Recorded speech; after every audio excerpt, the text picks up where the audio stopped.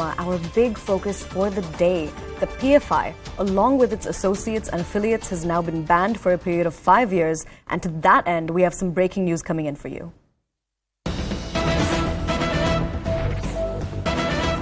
Now, as per the information we're getting, the PFI was banned on the recommendations of certain governments. These governments include Uttar Pradesh, Gujarat, and Karnataka.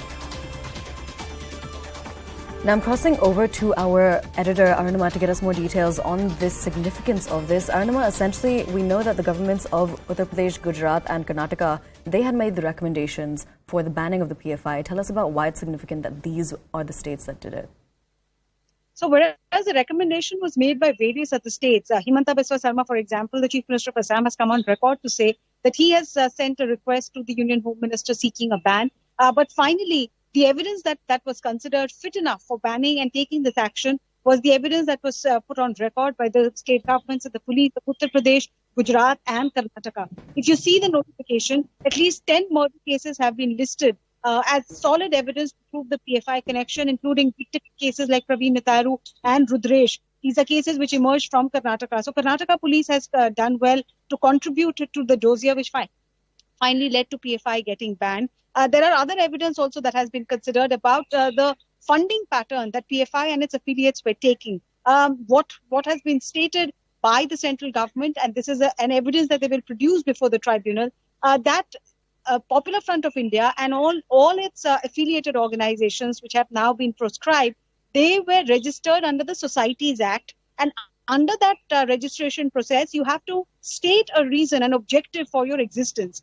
And what the notification for ban says is that the fund collection was not in sync with what they had told at the time of registration. They were collecting funds for a completely different purpose. That's a violation of the law. Then the notification goes on to say that there is enough evidence to show that PFI was recruiting members for ISIS. There is evidence to suggest that they had in fact even sent cadre to fight in Syria, fight in Afghanistan. And that is a clear reason to proscribe them. And finally, what it is saying is that there is clear evidence to suggest that the Popular Front of India recruitment drive and the way the murders were carried out, be it Rudresh or be it Praveen Nitharu, they were carried out to target a particular community and to set an example of these killings by telling the community that if you don't fall in line, quote unquote, or if you don't abide by what PFI wants you to do, then this is the fate that you will meet. So they were essentially trying to strike terror in the hearts and minds of people by the way these murders were being carried out. And that is good enough reason for them to be banned.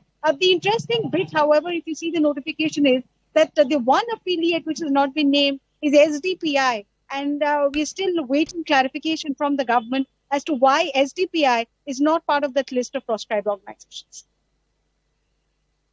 All right, Arunima, stay with us, and all of our other reporters who are with us, do stay with us, because we're going to listen in right now to Aragai Nanendra on what he has to say about this entire matter.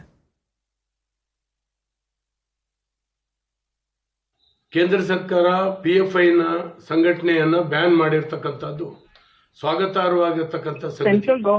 ಇತ್ತೀಚೆಗೆ NIA ಮತ್ತು ಅನೇಕ ರಾಜ್ಯಗಳ ಪೊಲೀಸರು NIA and state police were conducting raids in various states and assimilated various evidence from these organizations. These organizations were involved in trying to divert the youth as well, by involving them into different activities.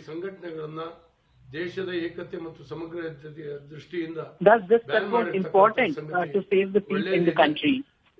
ಈ ದೇಶದ ಶಾಂತಿ ಸುವ್ಯವಸ್ಥೆಯನ್ನು ಕಾಪಾಡುವ ನಿಟ್ಟಿನಲ್ಲಿ ಈ ban ಸ್ವಾಗತಾರ್ಹ ಅಂತ ನಾನು ಭಾವಿಸ್ತೇನೆ. So this ban comes within to maintain peace in the country. All right, now I'm crossing over to our correspondent Manu Bharat, who is live with us from Kannur. Now, essentially, Manu, do we have any information on whether the police are expecting any possible law and order situation?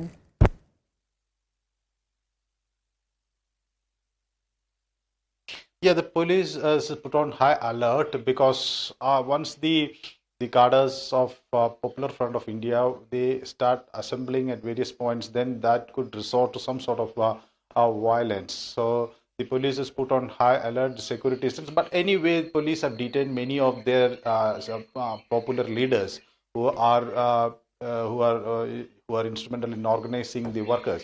Even in Kannur, we have their district secretary be taken into custody, and more than 1,000 workers who have been involved in this in various crimes have been arrested, and a more number has been detained.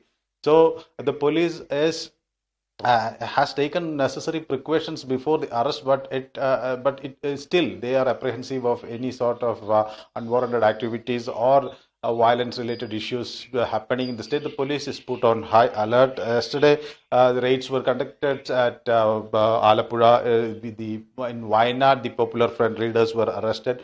There, they could in the shops they found these lethal weapons has been seized from Manandavadi, Erima Street of Wayanad, in a shop which belonged to a Popular Front activist, and houses were raided in Alapura. Bank accounts are being taken into custody. So financial sources of the PFI has been well marked by the Kerala police for the time being. So they are confident enough to curtail the activities in coming days. But what type of action is the PFI may resort to is still a question, because when the Hartal was announced, police was of the feeling that there would be general blockades or there would be just mere stone peltings. But when the issue started at 5, when the Hartal started, well before the Hartal started at 5 o'clock, the petrol bombs were hurled at people returning after work and such. The Hartal turned violent. The RSS office was attacked.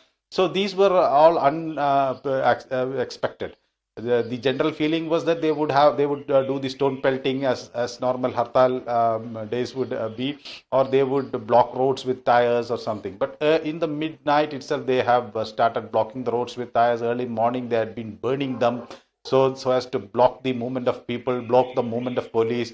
And even in Kannur, we had this case of 5-6 youth having masking their face, traveling in a bike, and when the police intercepted, they found that these youngsters were carrying petrol bombs, and these petrol bombs, one fellow was arrested and a scooter was seized, but the others managed to escape. The police is in hand of them. Many people have escaped. Some of them are still absconding.